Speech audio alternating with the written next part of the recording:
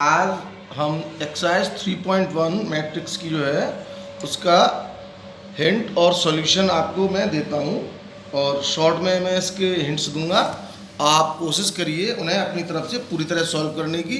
कोई प्रॉब्लम हो तो मैसेज करके मुझसे पूछ लेना।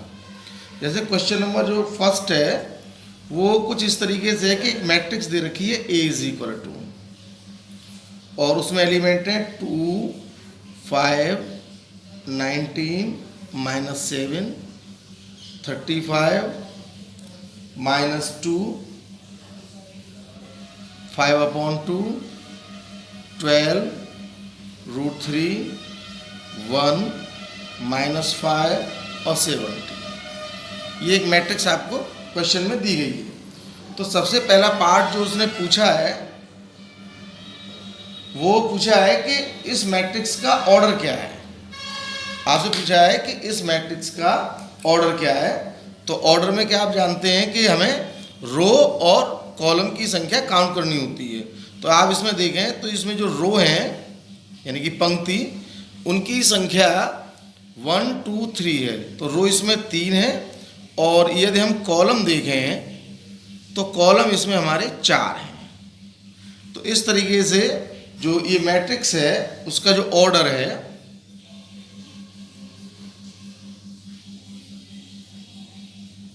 मैट्रिक्स ए, ये हो जाएगा 3/4, है ना। फिर पूछ रहा है इसमें एलिमेंट कितने हैं। तो आप जानते हैं कि जब हमें किसी मैट्रिक्स के एलिमेंट की संख्या बतानी होती है तो रो और कॉलम की जो संख्या है उनका आपस में गुणा कर देते हैं। तो नंबर ऑफ एलिमेंट हो जाएंगे इसमें बेटा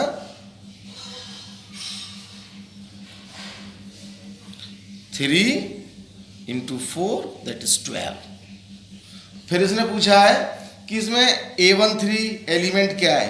तो A13, तो A13 का मतलब होगा हमारा कि 1 यानी पहली रो में और तीसरे कॉलम में। तो पहली रो तो ये और तीसरा कॉलम हमारा ये पड़ रहा है, तो वो एलिमेंट हो जाएगा हमारा 19। इसी तरीके से उसने एलिमेंट पूछा है A21। तो 21 का मतलब है सेकंड रो और फर्स्ट। तो सेकंड रो का फर्स्ट क्या पड़ेगा हमारा 35, है ना। इसी तरीके से उसने A33 का मतलब थर्ड रो थर्ड कॉलम, तो एलिमेंट हो जाएगा -5, ये वाला। तो इसी तरीके से आप बाद बाकी के जो नंबर पूछे हैं A24 और A23 आप निकाल सकते हैं। फिर क्वेश्चन नंबर इसका 2 है। क्वेश्चन नंबर 2 आपसे ये पूछ रहा है कि एक मैट्रिक्स है उसके अंदर 24 एलिमेंट हैं, तो उसका कितने पॉसिबल ऑर्डर होंगे। क्वेश्चन क्या पूछ रहा है कि मैट्रिक्स के अंदर, मैट्रिक्स में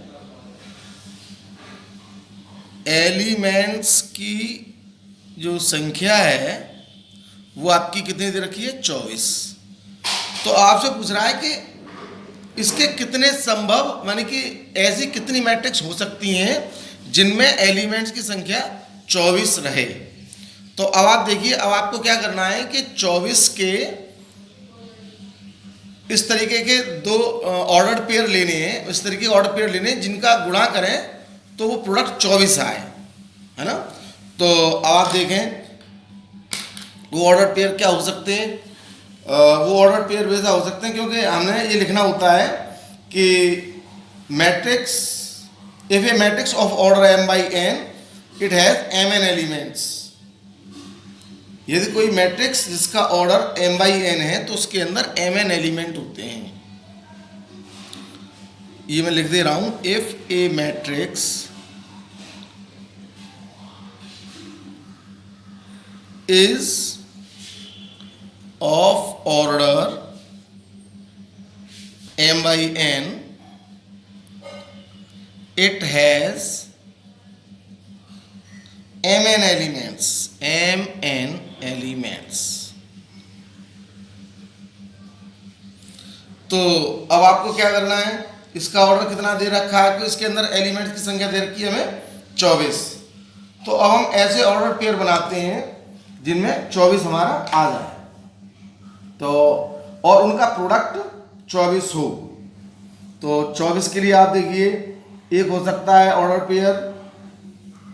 मैं ये ऑर्डर्ड पेयर की बात कर रहा हूं, मैं इसके बाद में बताऊंगा कि इसके एलिमेंट की संख्या। तो ऑर्डर पेयर इसके हो जाएंगे 124, इनका गुणा करें तो 24 एकम 24, फिर हो जाएगा 24 1, फिर हो जाएगा बेटा 2 12, 12 2, फिर हो जाएगा 3 8, उसके बाद 8 3, 4 6 6 4। इन सभी का आप देखें तो 24 24 हो रहा है। तो इसका मतलब ये है कि हमारे पास इतने ऑर्डर की मैट्रिक्स संभव हैं, है ना।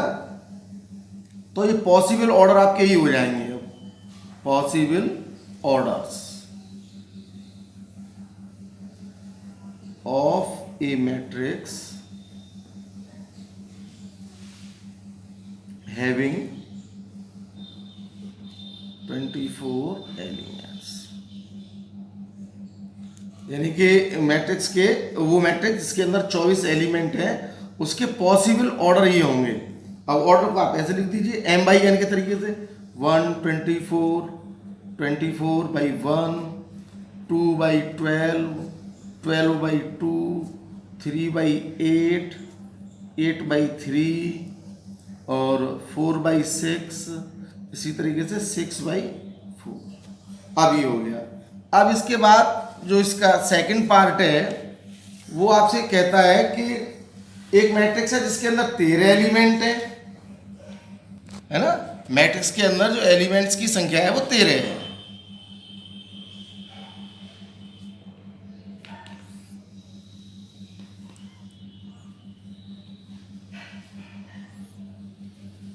एलिमेंट्स की संख्या 13 है।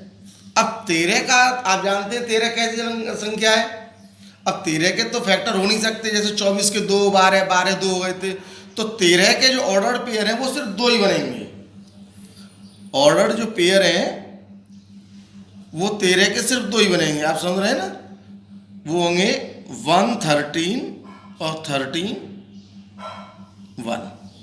तो इसलिए ऐसी मैट्रिक्स जिसके अंदर 13 एलिमेंट हैं उसके सिर्फ 2 ही तरीके से वो बन सकती है, उसके 2 ही ऑर्डर हो सकते हैं। तो वो मैट्रिक्स उसका ऑर्डर जो होगा वो ये होगा पॉसिबल ऑर्डर। पॉसिबल ऑर्डर का मतलब संभव, वो होगा 1/13 ऑर्डर की हो सकती है या 13/1। आप इस बात को गलत ना समझें। एलिमेंट की संख्या ऐसे मान लीजिए कि मैं थोड़े से छोटा सा उदाहरण दे रहा हूं। मैं ABCD लिख दे रहा हूं, जहां तक 13 अंक आते हैं ABCD EFGHI कितने हो गए 1 2 3 4 5 6 7 8 9 और बढ़ा देता हूँ IJKLM। यहाँ तक देखता हूँ कितने हो गए 1 2 3 4 5 6 7 8 9 10 11 12 13, यहाँ तक हो गए, है ना। तो अब ये जो मैट्रिक्स है इसका जो ऑर्डर है वो 1/13 इसमें रो देखें तो ये रो ही है और कॉलम एक है, तो इसका ऑर्डर आएगा 13/1। अब इसके अंदर एलिमेंट कितने, तो 13 ही हैं। अब इसी मैट्रिक्स को ये अब ये किस में ये आएगी, कॉलम में, एक रो में इस तरीके से बन जाएगी। ये कॉलम में, अब रो में, तो रो में हम ABC लिखते चले जाएं और कहाँ तक चले जाएं, M तक। आप देख लो ना, A से लेकर M तक 13 बनना है कि नहीं बनना है, कम या ज़्यादा हो तो अपने हिसाब से बना लो उसे। तो अब इसका जो ऑर्डर है वो कितना आएगा, इसके अंदर कॉलम है बहुत सारे और रो है एक, तो 1/13। इसके इन दोनों के अलावा कोई भी मैट्रिक्स ऐसी संभव नहीं है जिसका ऑर्डर ऐसा हो जाए, ठीक है। और इसका आगे का जो क्वेश्चन है वो भी कुछ इसी तरीके का है, उसे आप लोग कर लेना, समझ में आ जाएगा। क्वेश्चन नंबर 3 भी बिल्कुल यही है, उसमें 18 एलिमेंट है और फिर एक मैट्रिक्स है जिसमें 5 एलिमेंट है, तो 18 का तो आप समझ रहे हैं ना, 1/18 18/1 2 9 9 2 इस तरीके से बन जाएगा, है ना। ठीक है, अब मैं आज चलता हूँ क्वेश्चन नंबर 5 की तरफ। अब वो कह रहा है कि एक 3/4 की मैट्रिक्स बनानी है आपको, बात समझिए। मैट्रिक्स को हमें बनाना है जिसका ऑर्डर 3/4 है। तो एक हम मैट्रिक्स अपनी तरफ से बनाते हैं, जनरल मैट्रिक्स जो 3/4 ऑर्डर की हो। तो वो कुछ इस तरीके से होगी, A11, A12, A13 और यहाँ हो जाएगा A14, फिर A21, A22, A23 और यहाँ हो जाएगा बेटा रे A24, A31, A32, A33, A34। ये हमारी होगी मैट्रिक्स। अब आपसे कह रहा है कि मैट्रिक्स का निर्माण करना है, एक मैट्रिक्स आपको बनानी है जिसमें Aij का मान इतना दे रखा है 1/2 मॉड के अंदर -3i + j। अब मोटे मार्कर से लिखूंगा जिससे आपको और साफ दिखे, -3i + j। अब आपको क्या करना है, ये एलिमेंट सर्च करने हैं। तो हमने लिखा A11, आप जानते हैं ये i का प्लेस होता है, ये j का प्लेस होता है। तो 1/2 है ना। अब 1/2 करेंगे तो i के स्थान पर भी हमें 1 लिखना है, तो -3 और गुणा 1, i के स्थान पे 1 और प्लस j का मान, ये j है तो j का मान भी 1 है। तो इस तरीके से ये आ जाएगा 1/2 -3 + 1, ये मॉड में रहेगा -2 और मॉड की वैल्यू आप जानते हैं +2 आएगी, तो 1/2 या 2 दैट इज 1। ऐसे ही आपसे आप A12 निकालें तो 1 2 का मतलब हुआ i के स्थान पे 1 है और j के स्थान पे 2, तो 1 + 2 A12 निकाल रहे हम। तो A12 में आपको क्या करना है, इसी तरीके से निकल लेगा और इसकी जो वैल्यू आएगी 1/2, ये तो हो जाएगा -3 और +2, क्या बचा आपके पास 1/2 दैट इज -1, -1 की वैल्यू +1 आएगी तो इसकी वैल्यू जाएगी 1/2। इसी तरीके से आप कोई भी एलिमेंट निकाल सकते हैं। अब मैं बहुत सारे नहीं निकाल के दिखाऊंगा, अब मैं आपको A34 निकाल के दिखा दे रहा हूँ। 1/2 तो i के स्थान पर कितना आया 3, तो -3 × 3 प्लस j के स्थान पर कितना आ रहा है 4, तो +4। 1/2 -3 × 3 ये हो गया -9, प्लस का कितना हो गया 4, 1/2। अब मोड में कितना आएगा -5 और जिसकी वैल्यू प्लस की हो जाएगी तो इसकी वैल्यू हो गई 5/2। तो इसी तरीके से आप सारे एलिमेंट निकाल सकते हैं, एक एक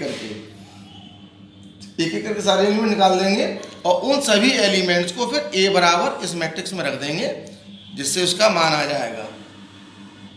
तो मैट्रिक्स का आंसर आपकी किताब में होगा, मैं लिख दे रहा हूँ कुछ। A11 के स्थान पर यहाँ 1 लिखेंगे, A12 निकाला है उसके स्थान पर यहाँ 1/2 लिखेंगे। ऐसे ही यदि आपने A13 निकालेंगे तो उसका मान 0 आएगा, है ना। और A14 का मान आप निकालेंगे तो वो 1/2 आएगा। A21 ये 5/2, ये 2 आएगा बेटा, A22, A23 आएगा 3/2 और यहाँ आएगा 1, ये आएगा 4, इसका मान आएगा यहाँ 7/2, 3/2 का मान, और 3 का मान आएगा 3 और इसका मान आएगा 3 का मान 5/2।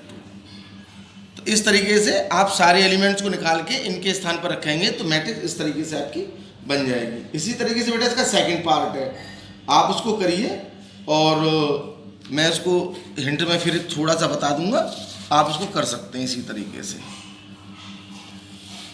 यदि आप उसको गौर से देखें तो उसमें आपको ये दिया गया है कि जो Aij का जो मान है उसमें तो मॉड में दिया गया था कि मॉड के अंदर वैल्यू है। अब उसमें जो Aij का मान दे रखा है आपको, वो दे रखा है बेटा रे 2i - j।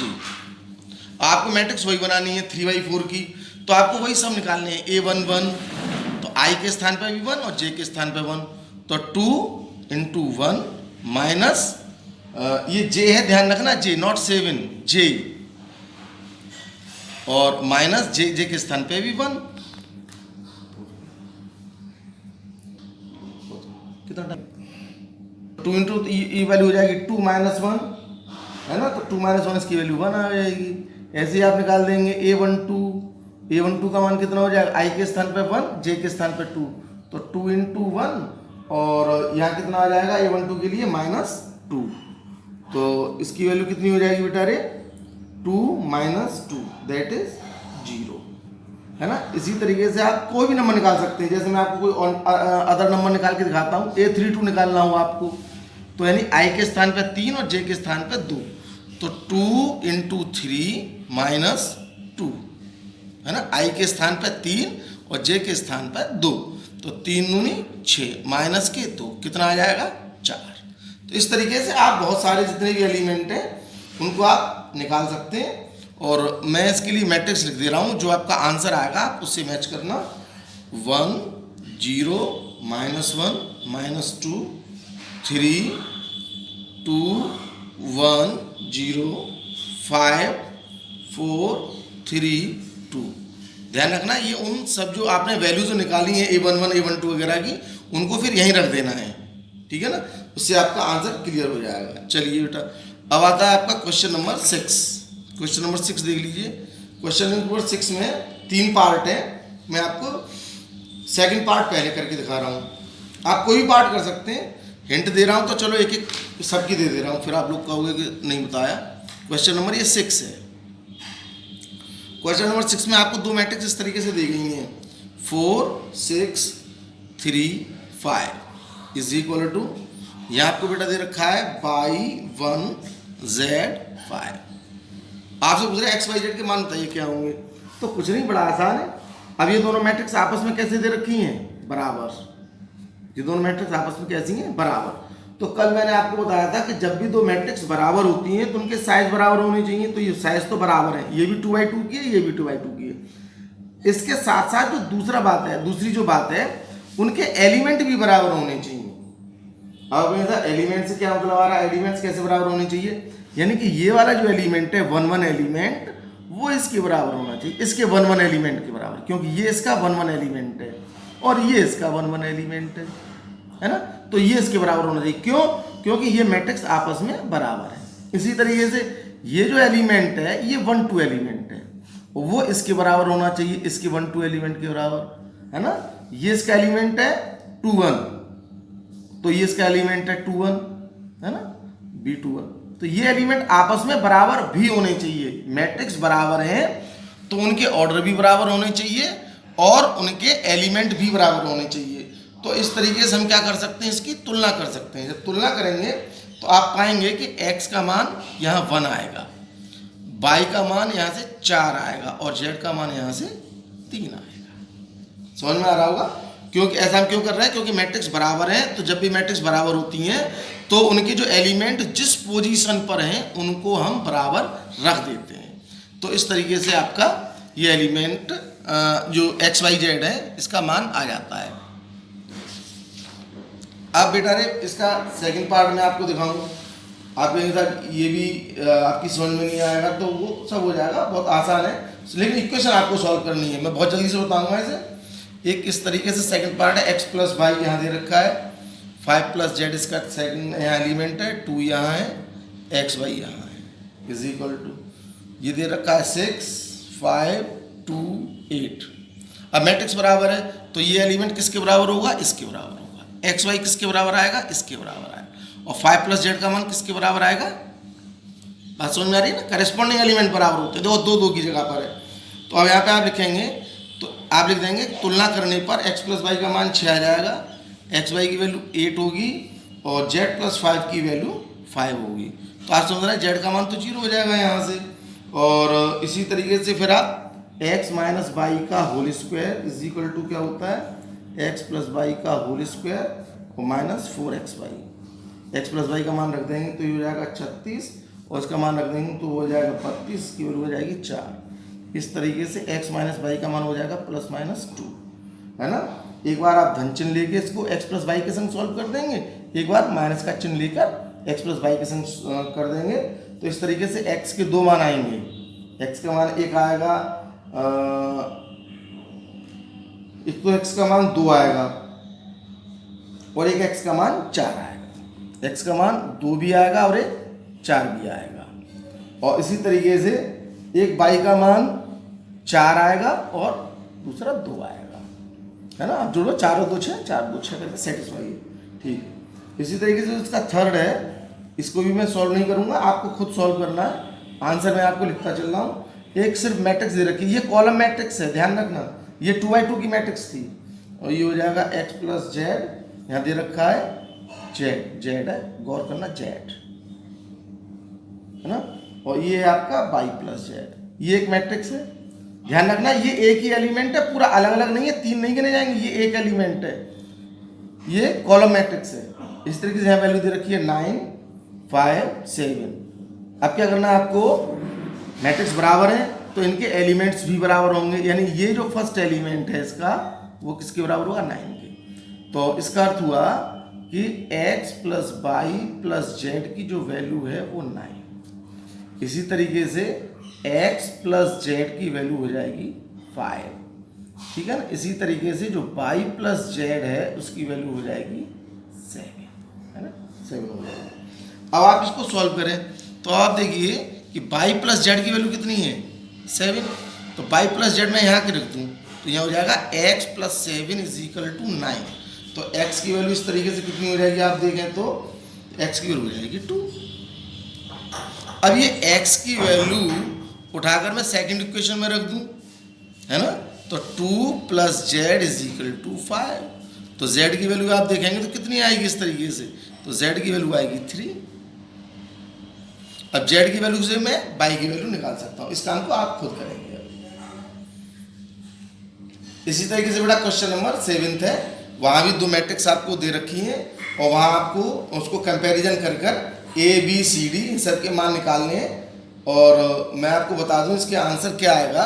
जो क्वेश्चन नंबर 7 है उसमें a का मान आना चाहिए 1, b का आएगा 2 और c का आएगा 3 और d का आएगा 4। बिल्कुल इसी तरीके से करना है, दोनों मैट्रिक्स बराबर दे रखी हैं, दोनों को कंपेयर करना है, ए बी सी डी के मान निकाल देने। अब क्वेश्चन नंबर 8 आ रहा है, वो आपको दे रखा है कि a बराबर ए आई जे, ये कोई मैट्रिक्स है और यहाँ लिख दिया उसने m बाई n। ये ऑब्जेक्टिव क्वेश्चन है, is a square matrix, square matrix ये आपसे पूछ रहा है, ये स्क्वायर मैट्रिक्स है कब, इफ कंडीशन, यानी a इक्वल टू ए आई जे, ये स्क्वायर मैट्रिक्स होगी कब होगी, तो आप जानते हैं ये तब होगी जब m is equal to n होगा। क्योंकि मैंने आपको परिभाषा लिखाई थी कि कोई भी स्क्वायर मैट्रिक्स तब होती है जब उसके अंदर, स्क्वायर मैट्रिक्स की डेफिनेशन मैं थोड़ा सा लिख दे रहा हूँ हल्का सा, स्क्वायर मैट्रिक्स के लिए इसकी जो डेफिनेशन उसमें number of row is equal to number of column. तो रो, ये रो है ये कॉलम है, तो रो और कॉलम बराबर होते हैं तभी वो स्क्वायर मैट्रिक्स होती है। तो इस तरीके से इसका आंसर जो है ऑब्जेक्ट में जो दे रखा है वो आप समझ लें कि स्क्वायर मैट्रिक्स, पहले तो परिभाषा आप देखना कि वो परिभाषा क्या थी, है ना, उस परिभाषा के हिसाब से इसका आंसर सी आएगा, है ना। जो आंसर ऑब्जेक्ट दे रखे हैं उसमें आप अपना पता कर लेंगे कि इसका आंसर क्या आएगा। ऐसे ही इसका जो दूसरा वाला जो ऑब्जेक्ट दिया, क्वेश्चन नंबर 9 दिया गया है, 9 क्वेश्चंस में उसने वही 2 मैट्रिक्स दे रखी हैं जो आपस में बराबर है, वहाँ आपको x y और z के मान निकालने, x और y के मान निकालने हैं। और आप इसको करिए, नहीं आए तो फिर मैं जब कल शुरुआत करूँगा तो नवा क्वेश्चन आपको मैं बता के चलूँगा कि नवे क्वेश्चन में क्या है। ऐसे ही एक क्वेश्चन है 10वां, क्वेश्चन नंबर बेटा 10 है। क्वेश्चन नंबर 10 में आपसे कह रहा है कि एक आपको मैट्रिक्स की संख्या बतानी है कि कितनी मैट्रिक्स ऐसी हो सकती हैं 3x3 ऑर्डर की। गौर करना, 3x3 ऑर्डर की मैट्रिक्स क्या होती है, इस तरीके से होती है 1 1 1 2 1 3 8 2 1 8 2 2 8 2 3 8 3 1 8 3 2 8 3 3। ये 3x3 ऑर्डर की मैट्रिक्स है ना, स्क्वायर। अब वो कह रहा है कि ऐसी कितनी मैट्रिक्स होंगी जिनमें एलिमेंट 0 हो या 1 हो। बात तो समझना, एलिमेंट्स या तो 0 हो सकता है या फिर 1 हो सकता है, तो ये भी संभव है। ऐसी हो सकती हैं 0 0 0 0 0 0 0 0 0। एक मैट्रिक्स ऐसी भी हो सकती है, ऐसी भी हो सकती है 1 1 1 1 1 1 1। ऐसी भी हो सकती है कि एक एलिमेंट 0 0 1 और 1 0 1 0 0 1। तो इस तरीके से बहुत सारी ऐसी मैट्रिक्स बन सकती हैं जहां पर प्रत्येक एलिमेंट, यानी ये वाले एलिमेंट या तो 0 हो या 1 हो। तो ऐसी मैट्रिक्स की कितनी संख्या हो सकती है? तो बहुत सारी मैट्रिक्स ऐसी हो सकती हैं, है ना। अब इसमें क्या चलेगा, इसमें परम्यूटेशन और कॉम्बिनेशन का आपको सहारा लेना पड़ेगा। कैसे? अब 3x3 जो ऑर्डर की मैट्रिक्स होती है, 3x3 ऑर्डर की जो मैट्रिक्स होती है, ऐसे लिख दूं मैं। अब यहाँ पर number of element in A is equal to हो जाएगा 9, है ना। अब प्रत्येक स्थान को आप दो तरीके से भर सकते हैं। जैसे ये स्थान है या ये स्थान है, इसको आप दो तरीके से भर सकते हैं। या तो आप यहाँ पे 0 भर सकते हैं या आप यहाँ पे 1 भर सकते हैं, है ना। यानी देखिए ये स्थान है, या तो आप यहाँ पे 0 लिख सकते हैं या आप यहाँ पे 1 लिख सकते हैं। ऐसे ही यहाँ पे आप 0 लिख सकते हैं या 1 लिख सकते हैं, 0 लिख सकते हैं या 1 लिख सकते हैं। इसी तरीके से हर स्थान पर 0 या 1 0 या 1 0 या 1 तरीके से लिख सकते हैं। हर एक के लिए वही संख्या आएगी 0 1 0 1। कहने का मतलब हुआ कि प्रत्येक स्थान को आप दो तरीके से भर सकते हैं। तो इसको भरने के जो तरीके हैं वो कितने हैं? जैसे A11 को भरने के तरीके, परम्यूटेशन कॉम्बिनेशन है, जो तरीके हैं वो दो हैं। तो सिर्फ A11 नहीं है, A12 को भी भरने के तरीके कितने हैं? 2। इसी तरीके से A13 को भरने के तरीके कितने आएंगे बेटा? वो भी 2, है ना। तो सब जितने भी एलिमेंट्स हैं उन सबको भरने के तरीके 2 हैं, है ना। तो अब यहाँ पे गुणन का सिद्धांत काम करेगा। किसका सिद्धांत? गुणा का, है ना। तो कुल मैट्रिसेस की जो संख्या है, ये संख्या वो हो जाएगी 2 to the power 9। आप कहेंगे 2 to the power 9 कैसे हुई? मैं दोबारा यहाँ पर समझा दे रहा हूँ। पहले स्थान को भरने के तरीके 2 गुणा दूसरे स्थान को भरने के तरीके 2, फिर तीसरे स्थान को भरने के तरीके 2, फिर A21 यानी इस तरीके को भरने के 2। इस तरीके से 2 2 चलता रहेगा। तो 1 2 3 4 5, छठे स्थान के भी 2, सातवें स्थान के भी 2, आठवें स्थान के भी 2 और नवें स्थान के भी 2। 1 2 3 4 5 6 7 8 9। तो इस तरीके से 2 to the power 9 हो गया, है ना। और एक दूसरा और कारण है 2 to the power 9 का। यदि आपकी समझ ये नहीं आएगा तो मैं वो बताऊंगा। पहले इसको समझो, बहुत आसान है। उसमें हमने जो पढ़ा था ना परम्यूटेशन कॉम्बिनेशन में, परम्यूटेशन कॉम्बिनेशन में ये होता था कि गुणन के सिद्धांत में यदि कोई काम एक तरीके से हो सकता है और फिर वही काम फिर n तरीके से हो सकता है, तो कुल तरीकों की संख्या mn। ऐसे ही ये स्थान 2 तरीके से भरा जा सकता है, ये भी 2 तरीके से, तो ये भी 2 तरीके से। तो संख्या का क्या हो जाएगा? ये गुणा हो जाएगा। तो इस तरीके से इसका जो आंसर आएगा वो 512 आएगा। ठीक है। यदि आपको कोई प्रॉब्लम हो तो आप मैसेज के द्वारा मुझसे पूछ लें और मैं इसका लिंक भेजूंगा, और लिंक को आप अपने मोबाइल पे चेक कर लें समझने ढंग से, और नहीं कोई दिक्कत हो तो आप मुझसे मैसेज करके पूछ लें। Thank you.